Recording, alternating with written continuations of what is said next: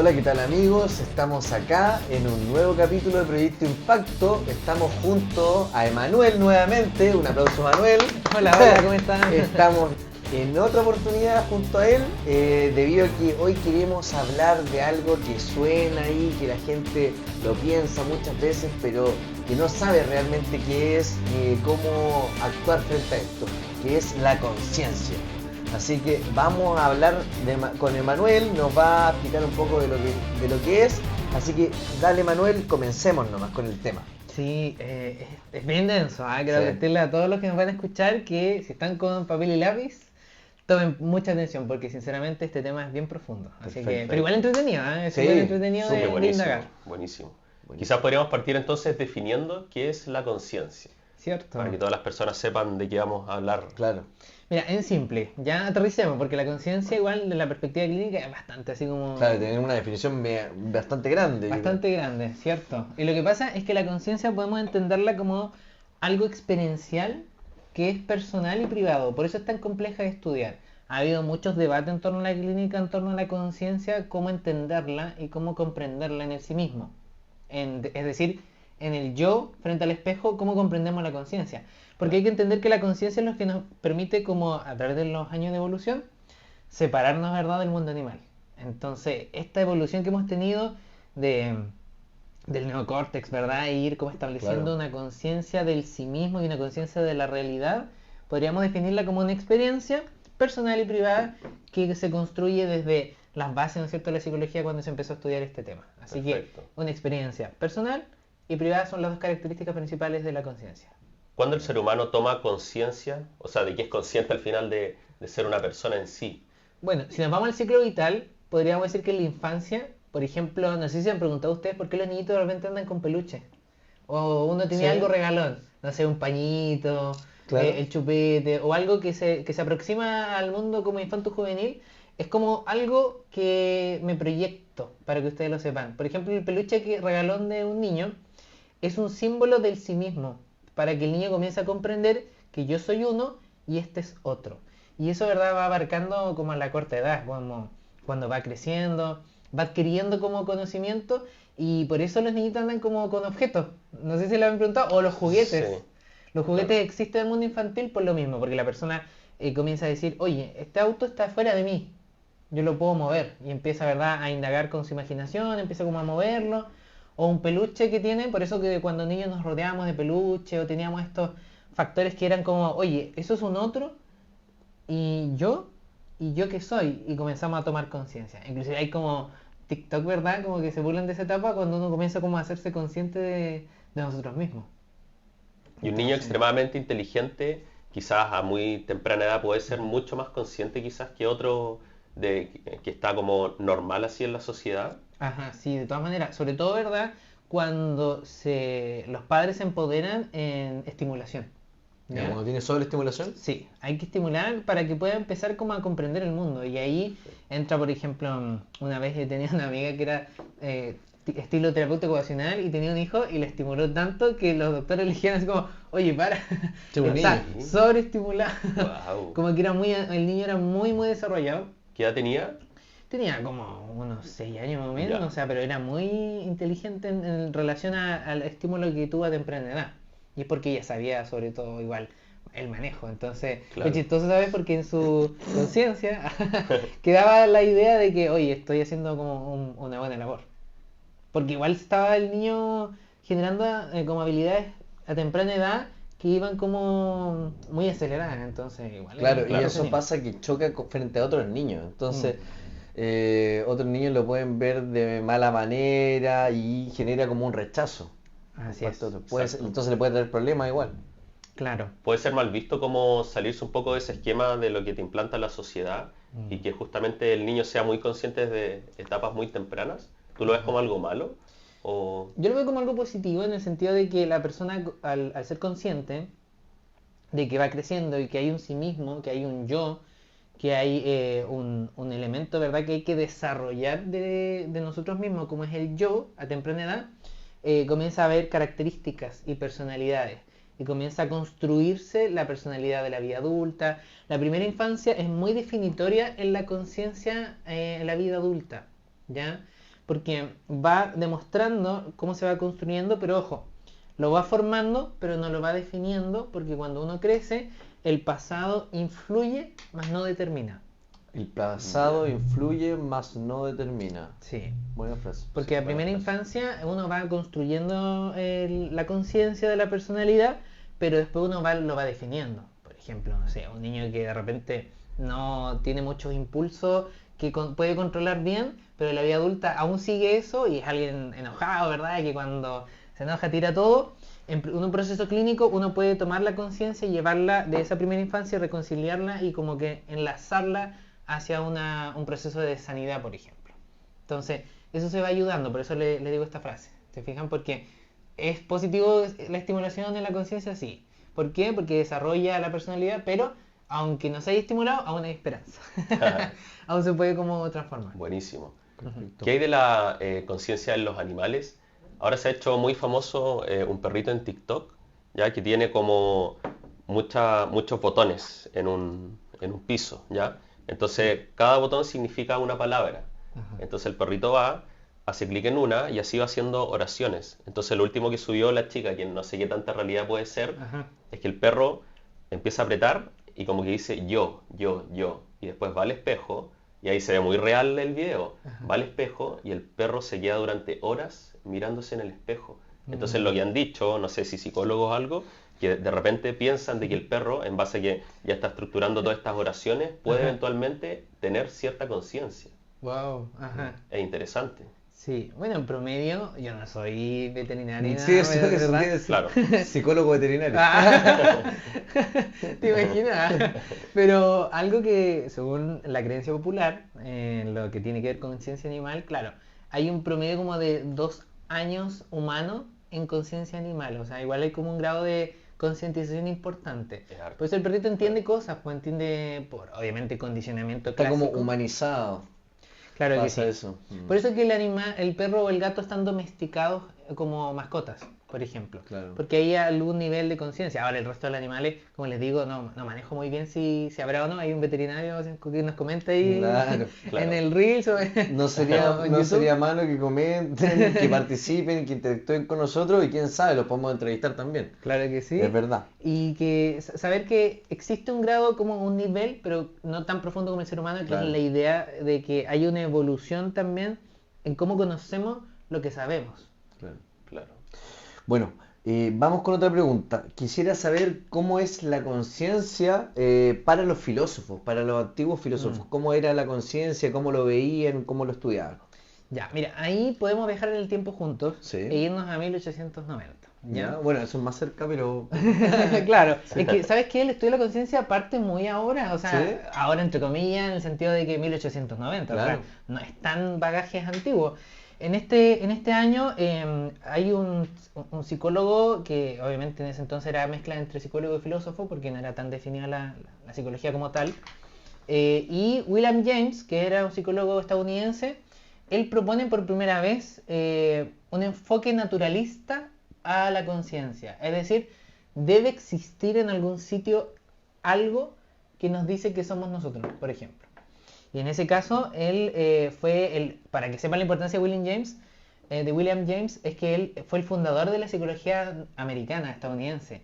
Ya. Y con decirle que la psicología como estadounidense es la que manda más hacia todo la TAM y parte de Europa. Como les decía, con el APA, que es como la Asociación, ¿verdad?, de Psicología Americana, que es como la que comanda toda la clínica y lo que dice que es basado en la evidencia y lo que no es basado en la evidencia o pseudoterapia. Entonces William James, imagínate, es como el padre de todos nosotros. Mira. Buenísimo. Es como el crack de cracks y él comienza a definir la conciencia. Y es interesante cómo en ese entonces la define. No sé si quieren como indagar un poquito Sí, de Sí, vamos, de todas vamos. cómo maneras. lo procesó él. Sí. Claro, queremos Porque saber. él la define como una herramienta de supervivencia. Ya. ¿Ya? Una La herramienta de supervivencia. Sí. Perfecto. Y esta herramienta es la que guía como a las personas o al ser humano en sí mismo hacia la selección más apropiada de las cosas. Él lo define así la conciencia, Ya. que hoy en día nos hace sentido. ¿Por qué? Porque la conciencia es lo que nos permite surgir. Porque si yo me hago consciente de dónde estoy, puedo proyectar un dónde quiero ir. Perfecto. Súper. Claro, claro. Pero obviamente tiene los dos bandos, el lado bueno y el lado malo. como por ejemplo los líderes, no sé, de países que al final hacen puras cosas malas, son muy conscientes hoy en día, pero están tomando malas decisiones al final. Mm.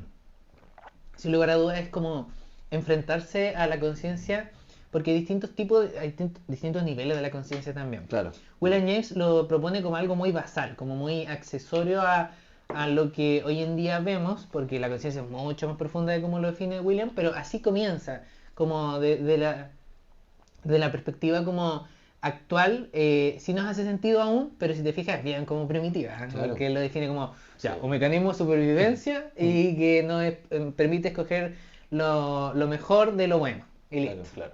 Algunos dicen que la conciencia es lo que vive en un cuerpo, como el de nosotros, pero que también vive en todos los cuerpos. La conciencia es como un solo ente que vive en todos los cuerpos, que se relaciona con nosotros, y que es lo contrario al ego. ¿Es así? Sí, lo que pasa es que la conciencia tiene que ver con la personalidad y muchas veces se mezcla la personalidad con el autoestima y el ego, por ejemplo, ¿ya? Claro. Y sobre todo en Chile, ¿ya? Este podcast se está grabando en Chile, este video. En Chile se mezcla mucho el egocentrismo con el autoestima, ¿ya? Y la conciencia de poder bifurcar, porque al final, en la filosofía, ¿cómo nace la conciencia? Se dice que nace desde la construcción del lenguaje. Cuando empezamos a comprender el mundo con palabras, desde los cavernícolas, la verdad, ya que hablábamos con puros balbuceos, hacia la concientización de un léxico, de un lenguaje, entendemos que hay una conciencia. Y esa evolución hoy en día, por eso le estoy como llevando a este punto de que cuando entendemos las cosas es muy relevante, como por ejemplo como tú lo dices, Pollo, de si yo me doy cuenta de que algo está pasando en mí, ¿cómo lo diferencio entre autoestima o ego, por ejemplo? Claro. El lenguaje te va a permitir, la conciencia del lenguaje, que yo me empodere en autoestima y que no sea ego. Claro. La diferencia entre los dos, para que sepan, es que el ego, cuando me llamo ego consciente, el ego tiene que ver con que yo soy el mejor y no hay nadie mejor que yo. Claro. Mientras que la autoestima es, yo soy bueno y reconozco que tengo habilidades para algunas cosas, pero para otras no. Claro. Esa es la gran diferencia entre egocentrismo y El autoestima. egocentrismo es muy narcisista.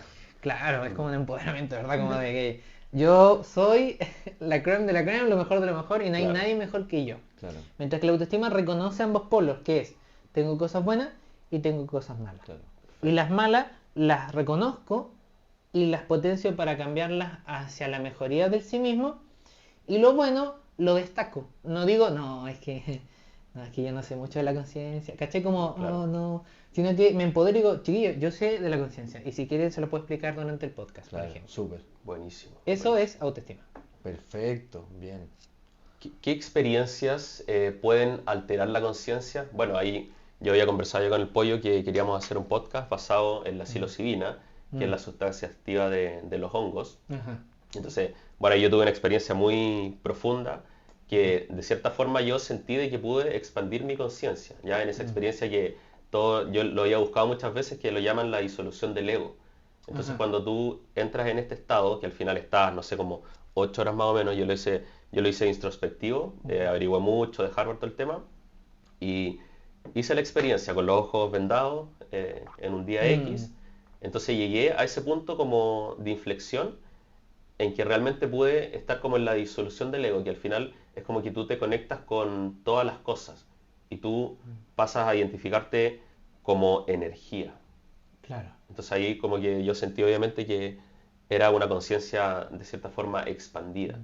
Como Entonces, que traspasaba una dimensión, digamos. claro, de Buena. cierta forma. Es que pasa eso, he escuchado un poco acerca de esto y hablan de otras dimensiones. O sea, nosotros vivimos en una tercera dimensión, ¿cierto? Ajá. Pero que hay otros planos donde hay otros entes que pueden viajar o hay personas en el mundo que han traspasado esta tercera dimensión y que han llegado a otras, en la cual ven la realidad de otra manera, tienen otro nivel de conciencia, ¿cierto?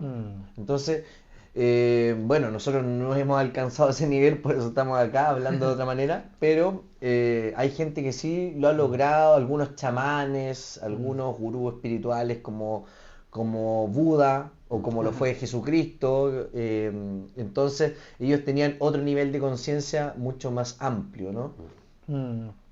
Sí, en torno a lo que comentas, la trascendencia de la conciencia, tenemos que entender que existe como una tricotomía en el ser humano, ¿de acuerdo?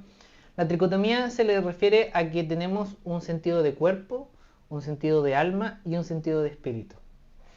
La clínica, que es por ejemplo donde yo me manejo, abarca el alma, que es como la psique, que es como la conciencia presente o la conciencia analítica del momento de la hora. El cuerpo lo trata el psiquiatra porque receta fármacos, receta medicamentos que te pueden ayudar en los neurotransmisores, las sinapsis neuronales.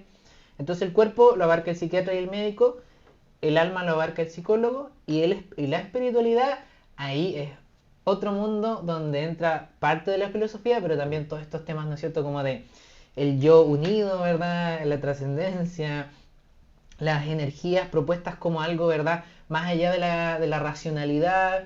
Y ahí eso es como nadar en aguas que son como parte de fe, pero también parte como de experiencia, ¿me entiendes? Claro. Porque se construye según lo que uno percibe de la realidad. La espiritualidad de alguien de Occidente no es lo mismo que alguien de Oriente, la espiritualidad de alguien de Chile no es lo mismo que alguien de Argentina, aunque seamos muy similares. Entonces, ese sentido, por ejemplo, hay un debate clínico demasiado, aquí yo me voy a meter en eso, pero hay un debate muy profundo en torno al uso de algunos fármacos alucinógenos, ¿verdad? Como algunos hongos con terapia. Algunos lo defienden, otros no. Yo en ese sentido, yo se los dejo, ¿verdad?, a los profesionales que deberían, que en este caso son los psiquiatras, ver qué recetar o qué tipo de hongos consumir o similares, ¿te fijas? Porque como te digo, estos tres niveles, esta tricotomía del ser humano, la espiritualidad es muy importante, muy importante. Boris Cyrulnik, que es un psicólogo que ha estudiado el dolor humano, porque muchas veces las personas intentan trascender en conciencia por el dolor, ¿ya? ¿Por qué carreteamos? ¿Por qué tomamos distintas sustancias? ¿Por qué en mi generación o las que vienen están siendo las que consumen más sustancias a corto plazo, mientras más chico más sustancias? Porque estamos huyendo muchas veces del dolor. Claro, buscan evadir esa realidad. Así es. Exacto. Entonces, eso tiene que ver con el trabajo que hace la clínica, que es en el alma, que es como yo lidio con el dolor consciente, por ejemplo. Y ahí entra de plano lo que definimos como conciencia delante, que es como un mecanismo de supervivencia. Entonces, cuando tú pierdes la conciencia o te pierdes en el sí mismo, es importante ahí como irlo nivelando. Te fijas como guardando el cuidado de que las tres áreas se vean cuidadas al momento de experimentar algo. Cuerpo, alma y espíritu. Si daña alguno de los tres, entonces puede producir algo que se llama iatrogenia. ¿Cómo? ¿Ya? Iatrogenia. Iatrogenia. Perfecto. La iatrogenia hace referencia a que algo porque me haga algo positivo, si yo lo uso o lo mal uso, puede transformarse en algo negativo. Por ejemplo, este vaso que tenemos acá encima de la mesa es algo que puede producir iatrogenia en el sentido de que si yo lo tomo y lo rompo, puedo dañarme, por ejemplo, puedo cortarme. Algo que era bueno, que me podía ayudar, terminó dañándome. Y en ese sentido, para poder como trascender en conciencia en la parte espiritual, yo siempre le cuento a mis pacientes que hemos debatido de repente estos puntos con algunas sustancias que consumen o algo similar. Yo le digo, mira, espíritu, alma y cuerpo alineados es salud. Si algo que para trascender o espiritual daña tu cuerpo, pregúntalo. Pregúntalo a tu conciencia si es necesario. Claro. Porque habiendo a veces medios más, como de alguna manera, que no generen iatrogenia, puedo a lo mejor trascender o generar un proceso de conciencia mucho más profundo. Claro. En el Buenísimo. fondo hay que tener un equilibrio en esos tres planos. Cierto. Eso está muy relacionado con lo que hice yo de Dispensa, que al final tú en base a equilibrar esos tres puntos, como que al final puedes modificar tu entorno en base a las energías. Ujú. Hay una concepción importante de la energía en la perspectiva clínica, por ejemplo.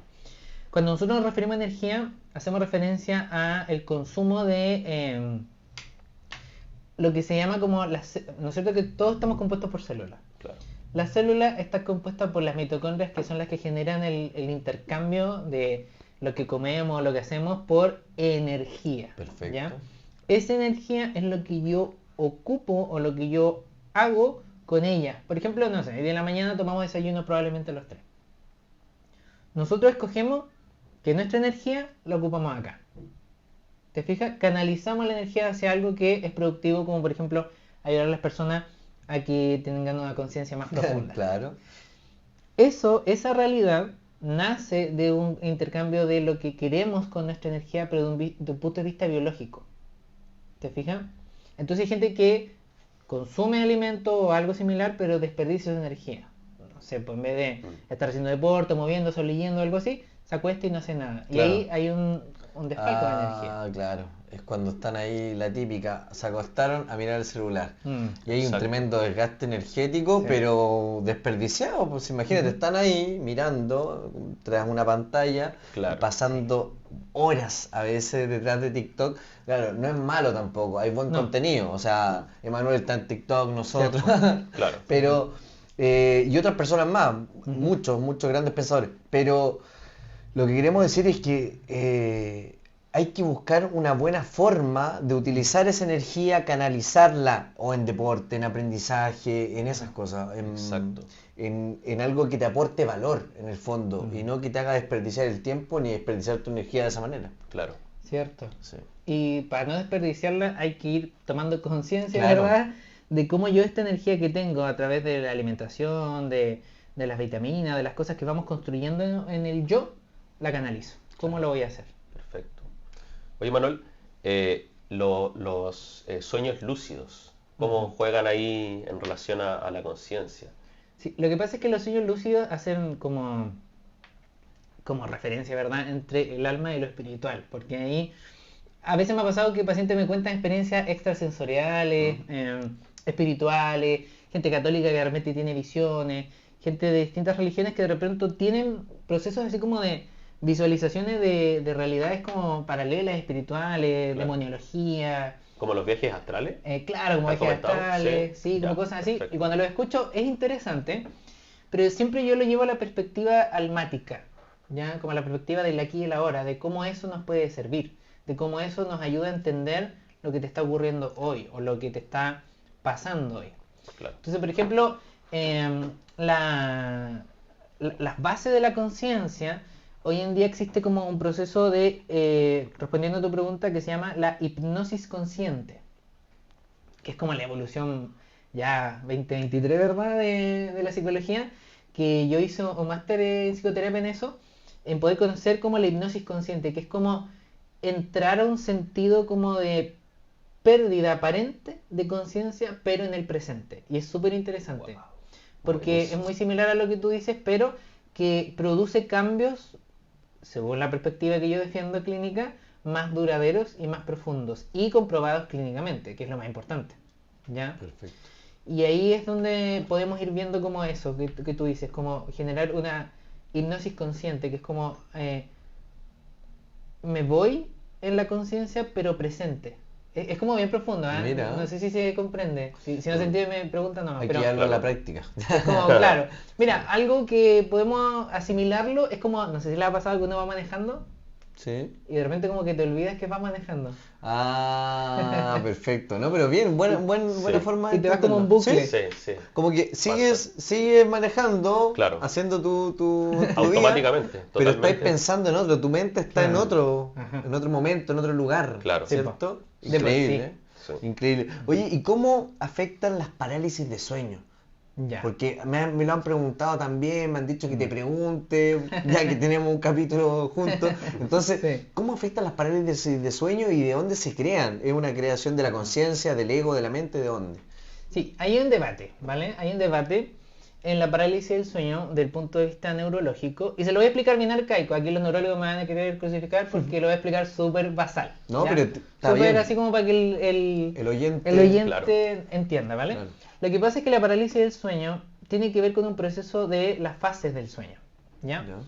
Existen distintos niveles de profundidad en el dormir y una de las penúltimas se llama la fase REM, ¿ya? Que es como, la traducción sería como movimiento rápido de los ojos, ¿ya? Para no quedar aquí en vergüenza con el inglés. Claro. Ya, porque tiene, el REM es en inglés. Ya, Ah, ya. perfecto. Y la fase hace referencia a que cuando uno comienza como a despertar, poco a poco, nuestros ojos comienzan a moverse de izquierda a derecha, ¿de acuerdo? Para empezar a generar conciencia, porque uno duerme y se borra, queda inconsciente. Claro. Ya que después podemos entrar ahí a la Ay, inconsciencia. los ojos se empiezan a Perfecto. mover de izquierda a derecha. Qué cuático. Y los ojos automáticamente. calibrar. Pero en la Sí. fase REM, ¿cierto? En la fase REM, Ya. sí, que es la fase como entre el sueño profundo y comienza a trascender en la REM.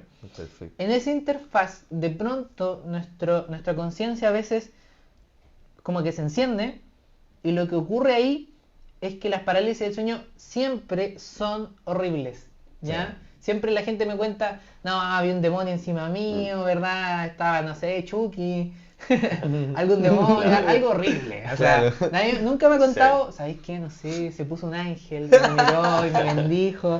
Nadie. La pregunta es ¿por qué? No sé si lo he preguntado, porque todo es horrible, porque todo puede ser algo bonito, algo así como sencillo. Sí, es Y verdad. eso ocurre porque nuestro cerebro lo que está intentando hacer es hacernos un ¡bu! Claro. En otras palabras, nos está autoasustando para despertarnos. Mm. ¿Te fijas? Es como cuando uno se está quedando dormido en la fase inicial del sueño, que es la fase liviana, y te comienzas a quedar dormido y de repente te Claro, despiertas hay como unos subida. espasmos, unos Sí. saltos, a veces Ya, pasa. esos saltitos son del cuerpo diciendo así como, despierta, así como, oye, ¿nos Y estamos por- muriendo o no? Así Claro. como, ¿qué está pasando aquí? Y con la parálisis del sueño ocurre lo mismo, ¿ya? Ahora, soluciones para la parálisis del sueño en la conciencia es que tú antes de dormir te relajes. Claro. Porque toda aquella persona que está experimentando distrés o está experimentando momentos muy como angustiantes en su vida, probablemente experimenta una parálisis del sueño. Claro. Y ahí lo que entra de plano es que cuando la gente entiende, por ejemplo, muchos pacientes a través de la psicoeducación, que es lo que les estoy explicando, al comprender lo que pasa, sanan.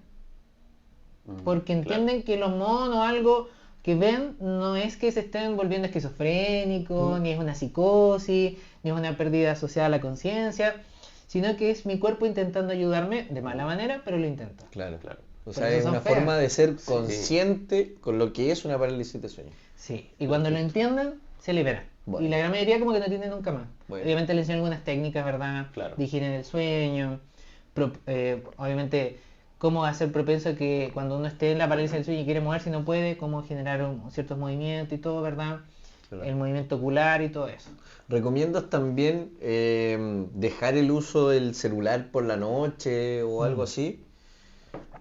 Sin lugar a duda, el teléfono, según los neurólogos, ha podido como hacernos perder grados de sueño o profundidad del mismo. Por eso que dormimos y no descansamos. La pasada, ¿no? Sí. Si entra a la vida adulta y empieza a decir esa frase, oh, dormí, pero no descansé. Claro. Oh, y frases así. Lo que tienen las pantallas, queridos, es que si uno toma una lupa en su casa y le hace así al teléfono, va a ver pequeños puntitos azules. La luz azul produce en la persona una disminución, parte de la melatonina, pero también de poder descansar. Entonces nuestro cerebro está activo. Nuestro cerebro no diferencia entre lo real y lo imaginario. Por lo tanto, si uno está viendo, no sé, un concierto en TikTok, después 5 segundos después en Reels está viendo un perrito bañándose, después ve otro, el cerebro entiende que estamos en esas escenas. Entonces va refrescando el cerebro.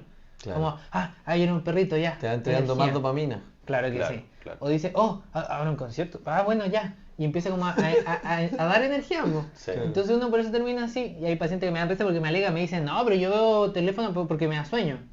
Sí, pero no llega a la profundidad del descanso. Claro. Y esa es la gran Bueno. diferencia. Así que sí, mira, lo que se recomienda es que 1 hora aproximadamente antes de irte a acostar, no a dormir, sino a acostar, dejes las pantallas. Es muy difícil, yo lo sé, querido. Yo sé que te están diciendo, ay, pero es difícil. Sí, es difícil. Pero cuando ya esto te está afectando en la vida diaria, no hay mucho que hacer Perfecto. porque hay que tomar medidas. ¿Es verdad que cuando tú eres más consciente puedes descansar mejor, puedes sentirte mejor? Sí, de todas maneras, hay 3 niveles de la conciencia que son súper A importantes ver, de entrenar, bueno. ¿ya? Que hay algo que se llama el yo empírico. Esto viene, ¿verdad?, de las bases con el tío William James. El yo empírico es la suma del todo, por decirlo de alguna forma, y el yo empírico hay 3 tipos de estados yoicos, que Ya. es el yo consciente, que está el yo material, el yo social y el yo espiritual. Perfecto. ¿De acuerdo? El yo material tiende a las posesiones, por ejemplo, para Ya. que lo vayamos entendiendo. Quiero tener cosas. Claro. Y eso viene de lo arcaico. Por ejemplo, Claro. en los cavernícolas yo quiero tener cuevas. ¿ya? Ujú. Yo quiero mujer, familia, hijos, prole, tribu. Y venimos de ahí y hoy en día obviamente hemos evolucionado y obviamente queremos otras cosas, ¿verdad? Como progresar, un libro, etc. Uno quiere algo mucho más trascendental, Claro que sí. ¿no? Exacto. Desapegarse de lo material y Cierto. más del aprendizaje y lo espiritual. Perfecto. Y si te das cuenta, forma parte de la conciencia el yo como material que tiende a las posiciones.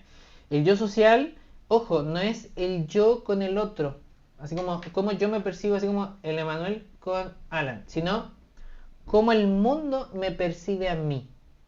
El yo social. Ajá. Bueno, Perfecto. me he dado cuenta, mira, este punto, el que tocaste, cómo el mundo me percibe a mí. Ajá. Me he dado cuenta gracias a encuestas que hago en redes sociales, donde un día pregunto, se me ocurre, ¿cuál es el recurso más importante para el ser humano? Una cosa así pregunté.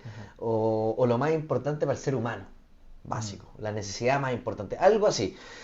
Y me respondieron diferentes personas y me fui dando cuenta también de que habían niños, o sea, seguidores más chicos, no sé, 17, 16 años, que son muchos amigos de mi hermano, o que me conocen, me siguen de algún lado. Ya. Y me di cuenta que ellos respondían, ¿qué fue lo que respondían? Decían que lo más importante para el ser humano era la aceptación de otros. Otro respondió así, también lo mismo, de cómo te perciben otros. O sea, a esa edad están muy seteados por el egocentrismo. Claro.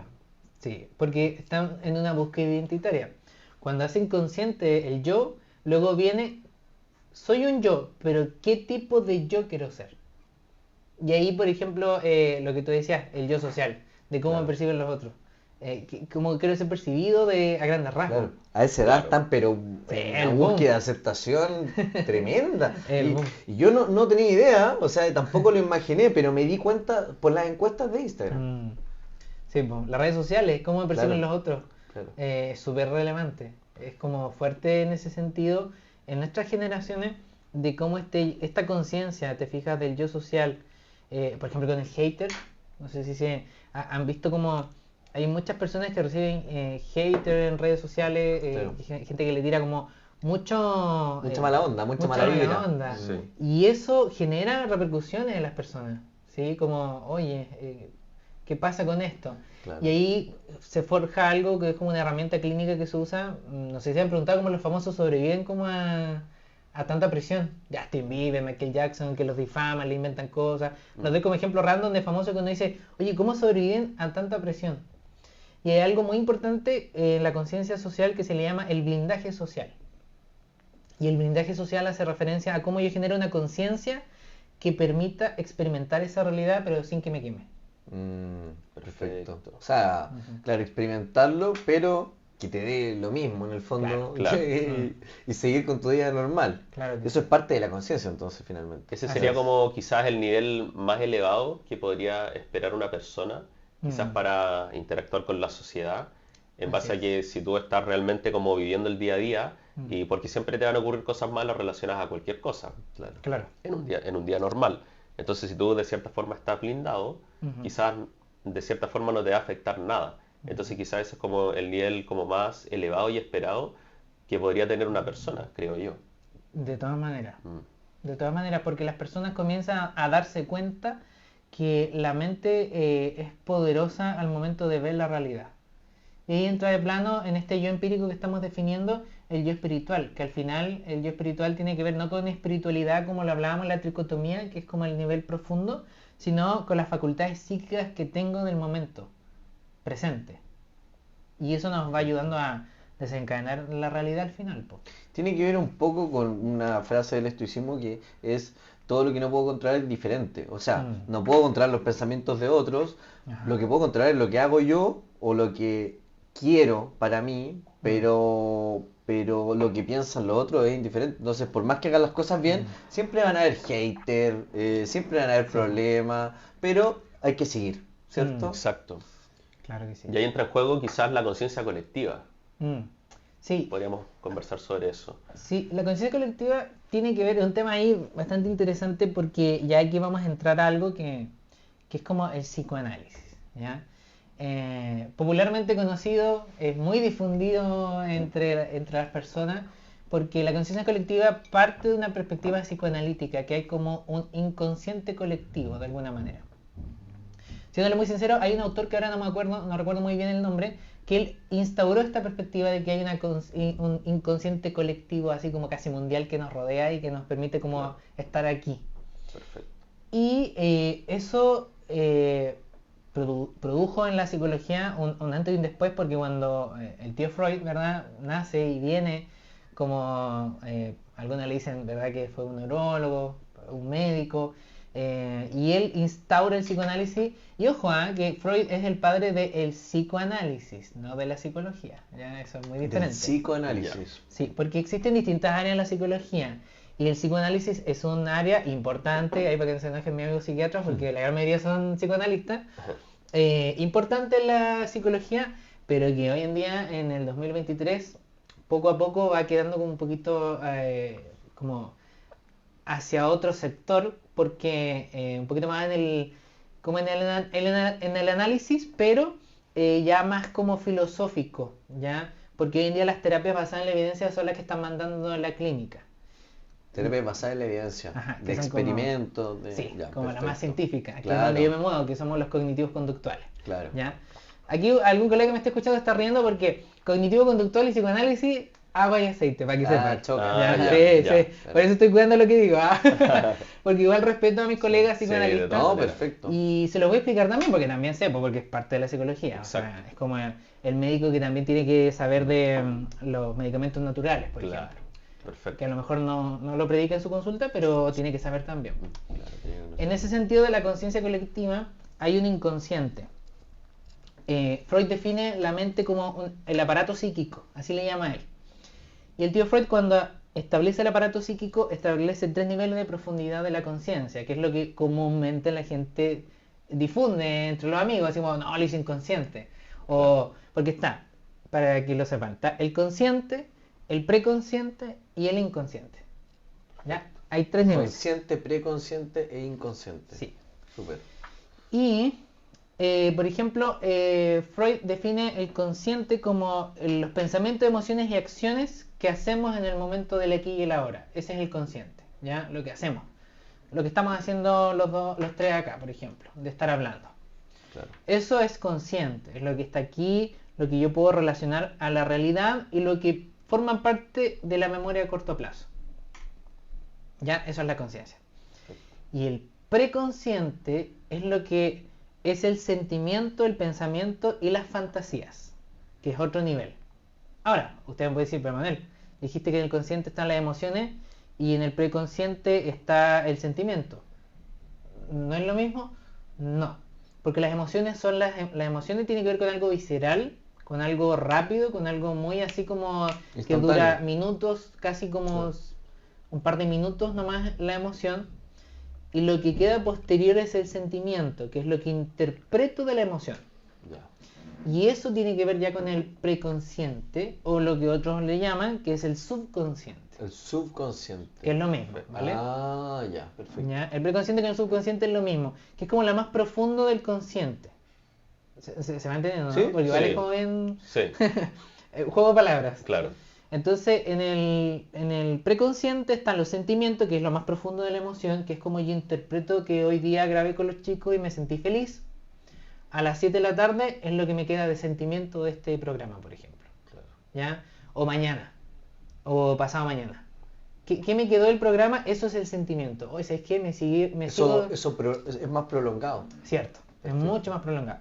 Y ahí entran los pensamientos más profundos y obviamente las fantasías, que es lo que uno realmente guarda y no conversa a menudo.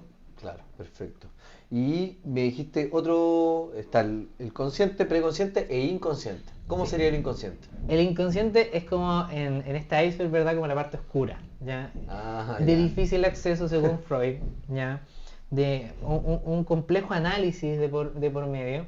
Y ahí tiene que ver, es como lo menos accesible al ser humano. Y es como el que nos controla. Son como las cuerdas del titiritero que Claro. mueve a la persona. El inconsciente tendrían que ser estas cuerdas que te mueven que Claro. tú no te das cuenta. Eso es lo que haces de manera inconsciente, que todos dicen cuando, por ejemplo, no sé, salí de la casa, dejé con llave, pero fue de manera inconsciente, ¿no? De Claro. repente, Claro, tiene que ver con algo. Eso, por ejemplo, sería más preconsciente. Más por preconsciente, ejemplo, ya. Cierto. Porque el inconsciente tiene que ver como con la la parte así, lo que se le denomina la pulsión, ¿eh? Que es como lo más profundo del ser humano, o sea, lo que ni sé por qué yo estoy acá. Pero llevémosla a la práctica, para que el que nos escucha entienda cómo sería una acción inconsciente. Los síntomas neuróticos se llaman. Ya. ¿Ya? En español, para que Sí. sepan, los síntomas neuróticos, todos somos neuróticos. Freud define que todos somos neuróticos. Ya. Él dice, tú y yo somos neuróticos. ¿Qué es el neuroticismo? De Hace neurona, ¿o referencia... no? No sé. No, el No. neuroticismo tiene que ver con lo neurótico, ¿ya? Tiene que ver con que naturalmente en adaptación el ser humano tiende a las emociones negativas. Según él, ¿ya? Porque para mí no existen Ya. las emociones negativas. Pero según él, tendemos a las emociones negativas, como la ansiedad, el enojo, la ira, y sobre todo como la amenaza, la frustración y la pérdida, que son estas tres cosas que hacen una persona neurótica. La amenaza, la frustración y la pérdida como eslabones del neuroticismo, es decir, lo que sustenta a la persona neurótica genera síntomas, y el síntoma es una señal de lo que yo tengo en el inconsciente según Freud. ¿Ya? El síntoma. El síntoma. Entonces, por ejemplo, no sé, veo una araña y me pongo nervioso. Por ejemplo, estamos hablando los tres y pasa una araña. Y me da así, grito y me da una fobia tremenda, me paro encima de la mesa, grito y me voy de acá corriendo. Ese síntoma me está haciendo ver a mí como clínico que algo hay en la inconsciencia dominando. Porque tú le preguntas y le dices al paciente, ¿pero por qué le da miedo el agua? Pero no sé, dice.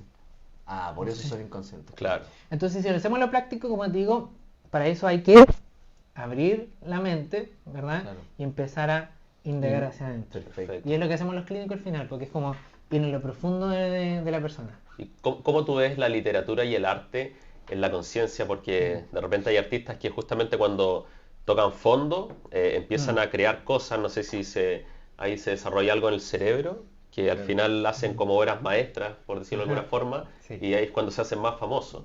Cierto. Es que tiene que ver igual con el inconsciente en cierto modo, porque tiene que ver con el placer, con el principio de la pulsión del dolor y el placer. Tienen que saber que en el arte, aquí podríamos decir que en el arte, por eso es tan profundo el arte, porque mezcla estas tres cosas, según Freud, ¿ya? Porque como les digo, esto después se actualizó con las terapias cognitivo-conductuales, que es mi área más explorada, que es como la evolución de esto, donde Aaron Beck critica a Sigmund Freud, era su discípulo y de repente dice, oye, pues hay que como que esto es el inconsciente, como el paciente nunca va a poder entrar al inconsciente, ¿cómo lo podemos hacer en lo práctico? Dice Aaron Beck, y critica a Freud y nace la terapia cognitivo-conductual, que es la que yo profeso. Como si fuera una fe, pero no una fe. Pero yo la profeso porque es como la más clínicamente comprobada, que genera cambio y transición a largo plazo y en el corto también. Respondiendo a tu pregunta, según Freud, ¿verdad? Por eso lo enfatizo. Sí. Él promueve como que estos tres ocurren en el arte según lo que yo he interpretado de su teoría, porque no hablo mucho de esto. Por supuesto. Yo creo que sí, porque uno se hace consciente del, no sé, por ejemplo, del pincel y el lienzo, pero ya en el inconsciente comienza a guardar cosas que empiezan a salir por la pulsión, ya que empiezan a salir por el placer de estar haciendo algo o huyendo del dolor, por ejemplo. Y como profundizando un poquito más tu pregunta de cómo accedemos al inconsciente, ahí entran los sueños, ¿ya? Los síntomas, los sueños y los actos fallidos. Y ahí, por ejemplo, igual entra el arte, que una vez es por, ¿cómo se dice? Como por eureka, salen obras de arte hermosísimas. Exacto. Eso sería como un acto fallido, pero que te salió algo muy bueno. Claro. Claro. Sí. Acto Es como- fallido es lo que actuaste, pero no querías ese resultado en el fondo. Cierto. Claro. Sí. Es como que, salió una escultura hermosísima y no me di cuenta, Claro. la evalúan $1.000.000. Es como, ya. Claro. Un acto fallido que fue a tu beneficio al final. Perfecto. Súper. Bueno, y ahora por el otro lado igual, muy relevante lo que ocurrió hoy en día, justamente relacionado al arte, que es la inteligencia artificial. Porque si podemos ver ahí, hay, no sé, Dalí, por ejemplo, ChatGPT, ya tiene como implementado ciertos programas para hacer obras de arte que son, pero perfectas. Entonces, ¿qué rol empieza a jugar hoy en día la inteligencia artificial para este desarrollo eventual de conciencia? ¿Cómo ves tú de que al final una inteligencia artificial puede realmente desarrollar conciencia? Sí. ese tema es muy reciente, ya está siendo muy comentado entre los colegas, también se los confieso aquí entre nos, que entre los colegas estamos debatiendo mucho acerca de la inteligencia artificial, porque es un tema como extraño de debatir, como leer el internet del año 99, como hablábamos antes de grabar. Sí. Exacto. Lo está haciendo ahora la inteligencia artificial, porque la gente a veces, una vez estaba viendo, ¿verdad?, en redes sociales, alguien dijo así como, yo no voy a ir más a terapia, porque ahora tengo inteligencia artificial. Y colocaba el chat, que lo colocaba, no sé, chat GPT, me siento triste, bla, bla, bla, y le respondía el robot, po. Y obviamente los consejos eran basados en toda la gama de internet que existe. Claro, tiene toda la Exacto. información dentro. Claro. Y hacía sentido, Claro. ¿te fijas? Pero algo que puedo decirle que, siendo sincero, yo no sé si en el futuro van a ver este video y van a decir, oh, sí pasó, pero que el robot genere conciencia, no sé si puede ocurrir, ¿ya? Claro. Porque ahí tiene que ver con temas más de informática y algoritmos y ahí Sí. uno no conoce mucho la trascendencia. de Claro. eso. Claro. Yo creo que está igual súper limitado la inteligencia artificial. Hoy en día. Sí, está limitada porque Claro. le dan acceso solo a esta información y no a que cree más información. O sea, crea imágenes, pero en base a la información que está. Claro. Porque en algún minuto, no sé si supieron lo de la noticia en que juntaron a dos inteligencias artificiales, se pusieron a conversar y crearon su propio idioma. Ah, Sí. claro. Su propio lenguaje. Sí. Entonces, y no sabían descifrarlo y los cortaron, los apagaron. Es que la Qué miedo. la conciencia artificial en sí aprende. No es que aparte solamente de la información que tú le entregues, es que trabaja en base a eso, Claro. sino que va aprendiendo, porque trabaja por capas. Claro. Entonces ahí va como reduciendo la probabilidad en base al aprendizaje de qué palabra tiene que venir después de otra. Entonces así va haciendo distintas iteraciones hasta que llega a la más correcta, en base a que un ser humano le dice, esta está bien, esta está mal, esta está bien, esta está mal. Claro, Y así va en base- aprendiendo de forma En constante. base a la interacción que tienen con los humanos y a los prompts, Claro. me imagino. Pero igual siempre está más limitado. Porque si Sí, lo hoy en dejaran día. libre, Claro, claro. no sabe qué puede pasar. Sí. ¿Y qué hay de lo que se ha conversado hoy en día? Bueno, se juntaron como 50 científicos y básicamente dijeron de que podíamos eventualmente estar viviendo en una simulación. Claro. Sí, algunos dicen eso. Sí, en cierto modo se podría como apelar ahí a lo que la tecnología va avanzando, ¿verdad? Hacia niveles de conciencia un poquito más como difíciles de comprender a nosotros. No sé, imagínense los niños que vienen, ¿verdad? Los que nacieron hoy día, ¿ya? Claro. En algunos años más que más adelantados puede existir lo que se le denomina el metaverso, por ejemplo, ¿ya? Con mis colegas Exacto. estuvimos un día hablando. ¿Te imaginas tener un diván en el metaverso? Tener una consulta clínica en el metaverso con realidad virtual. Porque hoy en día ya la terapia online está... O sea, puede hablar por videollamada, hablar con una persona de cualquier país. Delante lo estamos comentando. Tiene Sí. un cliente hoy en Carolina del Norte, algo así. Claro, ajá. Imagínate. Y antes Sí. también tuviste un cliente en Corea. O sea, Sí, ya po. sobrepasaste esas barreras físicas y gracias al internet Claro. pudiste atenderlo y abarcar mucho más audiencia fuera de esta frontera. Pero hoy en día también está el metaverso, como mencionaste, y claro, sería espectacular tal vez tener una consulta ahí para ti, o nosotros estar dando este podcast ahí, o un evento en vivo en el metaverso también. Claro. Imagínate, que la gente desde su casa pueda verlo y sentir esa experiencia tan dentro, pero a la vez fuera, porque están en otro mundo. Sí. Y es súper como profundo porque el metaverso después se va a transformar en la realidad, por decirlo de alguna manera. Y la realidad va a ser como la simulación al final, como vivir en una simulación creada. Claro. ¿Te Exacto. fijas? Ahora, respondiendo a tu pregunta de que si vivimos o no en una simulación, ahí ya eso tiene que ver, ¿verdad?, con campos más como de espirituales, por decirlo de alguna manera. Pero a lo mejor, si lo trasladamos a la temática almática, que es como donde yo me muevo, yo siempre digo, aquella persona que no es consciente de sus procesos emocionales y de pensamiento, está viviendo en una simulación personal. Porque si tú no te haces cargo de quién eres, probablemente estás viviendo en una simulación. Porque al hacernos cargo de lo que soy en terapia, confrontar mis demonios, confrontar mi fantasma, mi pasado, mi presente y lo que soy como persona, despierto. Porque la Matrix viene, ¿verdad?, de la película, de esta como escoger Claro. entre si vivo en la ignorancia o me despierto. Y yo hablo del despertar de conciencia como un despertar clínico en el cual tú te sientes y dices, soy impulsivo. Eso es un despertar de conciencia consciente. Entonces, soy impulsivo, Emanuel, y quiero cambiar. Claro. Si lo llevamos a la época actual, vivir, o perdón, despertar de la ignorancia, salir de la ignorancia, tiene que ver un poco con aprender, ¿cierto? Estudiar, aprender, conocer de nuevos temas y salir de ese mundo que nos imponen las redes sociales, el Sí, po. internet, la televisión, porque están muy seteados por eso, ¿cierto? Sí. Entonces tiene que ver con eso. Y lo otro, cuando hablamos de tocar fondo, cómo el ser humano toma el dolor y lo canaliza en actividades buenas o lo tapa con placer.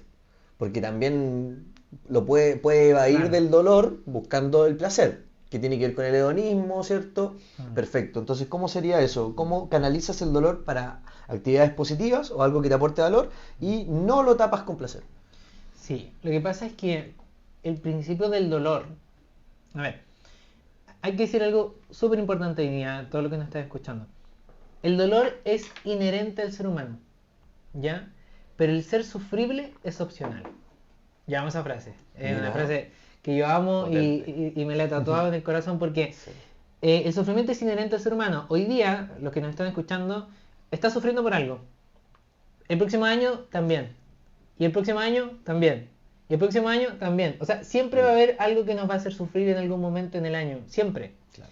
Y podríamos decir, ¡ay, qué pesimista el psicólogo! ¿Qué onda? O sea, qué triste la vida. Pero ahí es donde yo coloco el equilibrio y digo, sí, vas a sufrir todos los años, pero cómo le enfrentes marca la diferencia con ese sufrimiento. O escapo de él y lo perpetúo en el tiempo como algo que no voy a conocer hasta que llegue a los 80 y me pegue, ¿verdad? La conciencia de que, oye, he sufrido toda mi vida y nunca lo trabajé. O tengo 17 años, tengo 15 años y me hago consciente de mi dolor y lo trabajo y no Claro. huyo de él. Si algo que yo critico a mi generación es que somos muy indolentes, como que no queremos vivir dolor, como que ya, Claro. no, ojalá como vivir en placeres continuos. Pero al final eso va a generar como un vacío interior. Claro, y te trae más problemas finalmente. Claro. A Cierto. todos nos ha pasado, quizás en algún minuto hemos querido tapar ese dolor con actividades o algo que te cause placer, que te cause dopamina instantánea. Claro. Pero finalmente no es lo óptimo, ¿no? Cierto. Y para poder romper el patrón de dolor, placer, pero placer que no nos genera como ayuda, es lo que es la evolución de la psicoterapia, que ya 2022, ¿verdad? Por ejemplo, el tío Aaron Beck murió hace poquito, ¿ya? Él murió Mira. hace muy poquito. Y él es un crack, ¿verdad? De este tema, en el cual él habla acerca de, para poder como romper estos patrones que tenemos, él habla acerca de los esquemas idiosincráticos que tenemos, ¿ya? Estos esquemas son los que fundamentan lo que hacemos. Para poder como responder tu pregunta hay que entender eso. Si yo rompo los esquemas idiosincrásicos que tengo desde mi infancia, adolescencia, juventud, cuando yo los rompo, puedo ya al placer no huirle, sino enfrentarlo. Perfecto. ¿Y cómo se rompen? A través de la conciencia, del análisis del momento presente de por qué hago lo que hago. Súper. Perfecto. Buenísimo. ¿Alguna otra pregunta, Alan? ¿Qué le recomendarías a las personas como para que puedan vivir quizás de mejor forma, estar más tranquilos? Y hoy en día un tema igual que yo he averiguado harto, es cómo quizás hacer más neuroplástico el cerebro. Ajá. Entonces, ¿cómo se podría realmente ampliar esa conciencia para vivir mejor? Si tuviera Aaron Beck aquí sentado con nosotros, te respondería lo siguiente, diría a través de la racionalización. Racionalización. Sí. La racionalización tiene que ver con que nuestra mente, esto no lo sabemos, pero nuestra mente piensa en formato hipotético, no en base a hechos. Y ahí hay que tener cuidado porque cuando nos damos cuenta que nuestro cerebro procesa toda la realidad en base a hipótesis, no todo lo que pensamos es tan relevante como lo creemos. Si yo quiero expandir mi conciencia, tengo que racionalizar lo que pienso. Y es un trabajo. Y por eso nos da flojera, nos da como pereza decir, oye, ¿sabéis qué? Voy a hacerme cargo de lo que estoy pensando. ¿Por qué? Porque viene el pensamiento, no sé, soy tonto. De repente viene esa idea. Estoy ahí, en un lugar, y me viene el pensamiento, soy tonto. Si yo eso no lo confronto, no lo agarro, se transforma en un esquema. Y ese esquema alimenta todo un bagaje hacia atrás de esquema de que cuando me equivoqué, por ejemplo, un compañero de curso me dijo, ay, que eres tonto ya.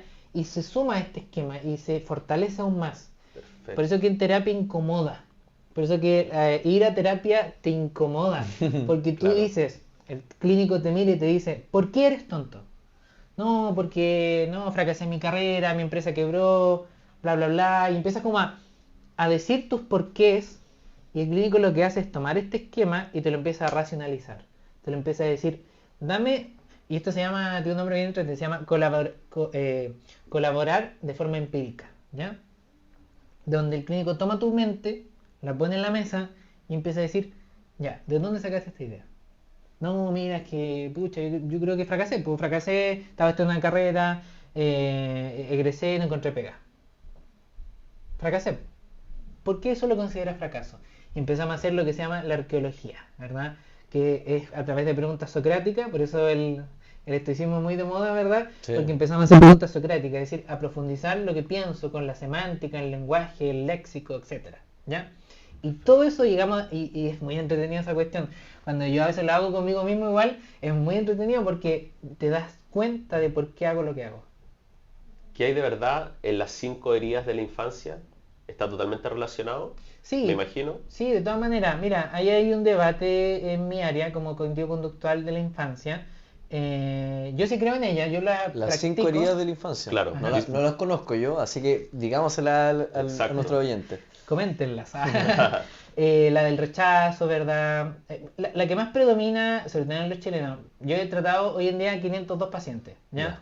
Y la que más he visto es la herida de rechazo, que es Mira. como la que más predomina en las personas, Claro. porque es como esta adicción a la aprobación, al final el antídoto a la adicción, a la propensión del rechazo. Entonces quiero ser aprobado, Exacto. y hacemos todo lo imposible para que las personas nos digan así como, eres aprobado, entonces no soy rechazado, qué satisfacción. Claro. En ese sentido, la herida de infancia, te diría la frase de antes, ¿ya? Cuando la gente me dice, yo viví muchas heridas de infancia, maltrato, abuso, en palabras de Aaron Beck se le llamarían traumas, ¿ya?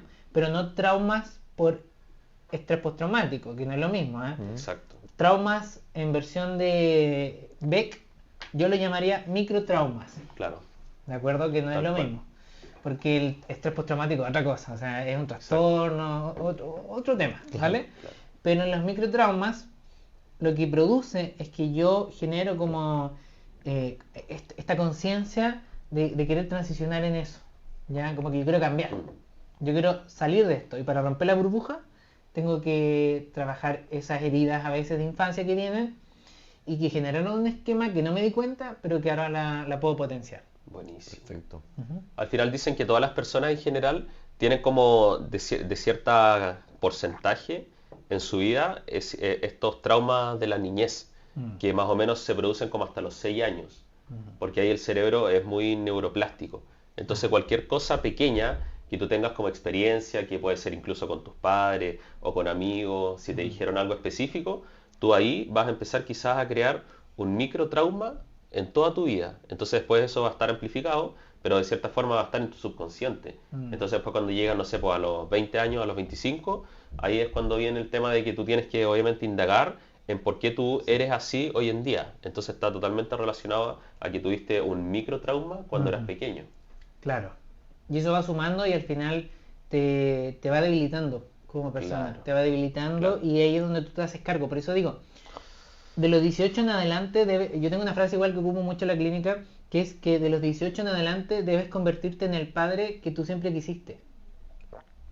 Porque mucha gente como que reclama de los padres, ¿verdad? De la crianza, y que obviamente hablamos en la clínica a veces, dependiendo del contexto, ¿verdad? Que hay multiplicidad de contextos que podríamos ver en torno a la paternidad y la relación filio-paterna, pero yo siempre digo a mis pacientes, a partir de que tú eres un adulto, te haces responsable de aquellos procesos que viviste en tu infancia.